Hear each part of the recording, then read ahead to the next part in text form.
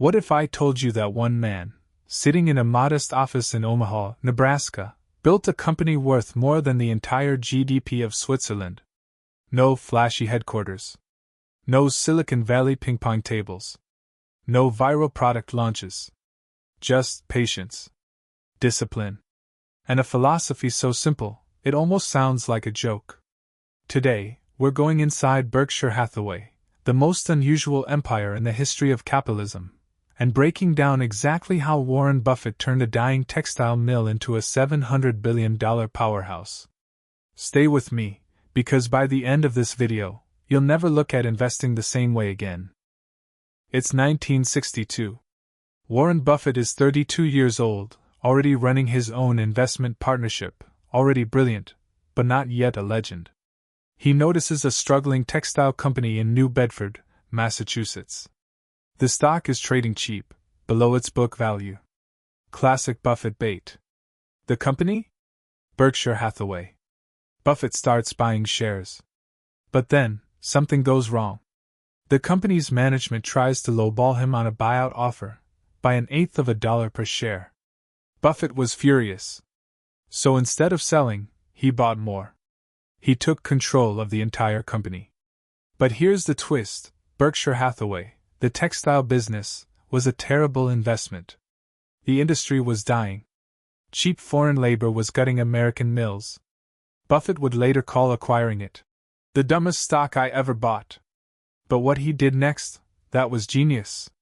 He used the cash flows from the struggling textile operations to fund investments elsewhere. He transformed a sinking ship into a vehicle for empire building. The single greatest move Warren Buffett ever made wasn't picking a stock. It was understanding insurance.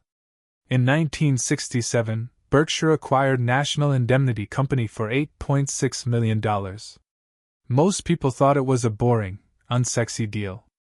They were dead wrong. Here's the secret weapon, the float. When you buy insurance, you pay your premium up front. The insurance company holds that money and only pays it out if you make a claim.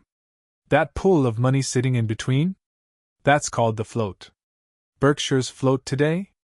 Over $160 billion. And Buffett gets to invest that money while he holds it. Think about that. He's investing $160 billion that technically belongs to policyholders, and earning returns on it, often for free, or even at a negative cost if Berkshire's underwriting is profitable. It's one of the most elegant financial structures ever devised. Today, Berkshire owns Geico, one of the largest auto insurers in America. It owns General Re, a massive reinsurance giant. Insurance isn't just a business for Berkshire, it's the engine that powers everything else. When people think Berkshire Hathaway, they think stocks. And for good reason. Buffett's publicly traded portfolio is worth well over $300 billion, and it reads like a greatest hits list of American capitalism. Coca-Cola. Buffett started buying in 1988 after the stock crashed post-Black Monday. He paid about $1.3 billion. Today, that stake is worth over $24 billion, and Berkshire collects roughly $700 million in dividends from Coke alone, every single year. American Express. A relationship going back to the 1960s. Today worth over $30 billion. And then there's Apple. In 2016, many people raised their eyebrows. Buffett, the man who famously avoided tech, buying Apple? He shrugged off the skeptics. He didn't see it as a tech company.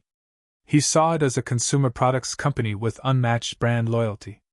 By 2023, his Apple stake had grown to over $170 billion, representing roughly 40% of Berkshire's entire equity portfolio. One trade. Hundreds of billions. But here's Buffett's core philosophy: he doesn't trade these stocks. He owns them. He's not looking at quarterly earnings, he's thinking in decades. Now here's the part of Berkshire most casual investors overlook. Beyond the stock portfolio, Berkshire directly owns dozens of entire companies, businesses it runs, not just holds shares in.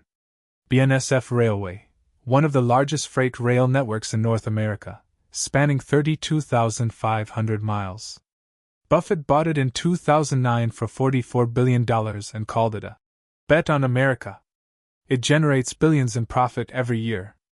Berkshire Hathaway Energy, a massive utilities and renewable energy conglomerate operating across multiple continents. Sees Candies, a small chocolate company bought in 1972 for just $25 million. It's since returned over $2 billion to Berkshire in profits. Buffett calls it one of his favorite businesses ever, a perfect example of a moat, strong brand, pricing power, low capital needs. Dairy Queen, Duracell, Precision Castparts, Pilot Flying J Truck Stops, Clayton Homes. The list goes on. What Buffett looks for is always the same: durable competitive advantages, honest management, and businesses he can understand. He calls this the economic moat, the thing that protects a business from competition like a moat protects a castle. No story about Berkshire Hathaway is complete without talking about Charlie Munger. Buffett met Munger in 1959 at a dinner party. Two brilliant minds, two very different styles, and together they were unstoppable. If Buffett was the deal-maker, Munger was the philosopher. He pushed Buffett away from his early mentor Benjamin Graham's style of buying cheap, mediocre companies toward buying great companies at fair prices. That shift changed everything. Munger once summarized his approach this way: invert, always invert. Instead of asking how to succeed, ask how to avoid failure. Instead of chasing the next hot thing, ask what has worked for 100 years. Their partnership produced one of the greatest wealth creation records in human history. Charlie Munger passed away in November 2023, just 1 month short of his 100th birthday. At Berkshire's annual shareholder meeting the following year, Buffett called it a true loss, not just for Berkshire, but for the world. Every year, Warren Buffett writes a letter to Berkshire shareholders. It doesn't read like a corporate earnings report. It reads like a masterclass in business, investing, and life, filled with wit, wisdom, self-deprecating humor, and brutal honesty about Berkshire's own mistakes. Investors, students, and CEOs around the world study these letters like sacred texts. And then there's the annual shareholders meeting in Omaha, Nebraska. They call it the Woodstock for capitalists. Tens of thousands of people fly in from around the globe, not for a concert, not for a product launch, but to sit in an arena and listen to Warren Buffett and his team answer questions for hours. It's unlike anything else in the business world. It speaks to something deeper. Berkshire isn't just a company. For many people, it's a philosophy. A proof of concept. A reminder that slow, patient, disciplined thinking wins in the long run. So where does Berkshire go from here? Warren Buffett is now in his mid-90s. The succession question is no longer theoretical. Greg Abel, head of Berkshire Hathaway Energy, has been named as the next CEO of Berkshire Hathaway, handpicked by Buffett himself. The machine Buffett built is designed to outlast him. The decentralized structure, the cash-generating subsidiaries, the insurance float, the culture of trust and autonomy, it's all baked in. Berkshire currently sits on a cash pile exceeding $150 to $180 billion, waiting for the next great deal. The next crash. The next moment of market panic when everyone else is selling and Berkshire is buying. Because that's always been the Buffett way. Be fearful when others are greedy. Be greedy when others are fearful. One man. One office in Omaha. One empire built on patience, discipline, and the most powerful force in finance, compounding time. That's the Berkshire Hathaway story.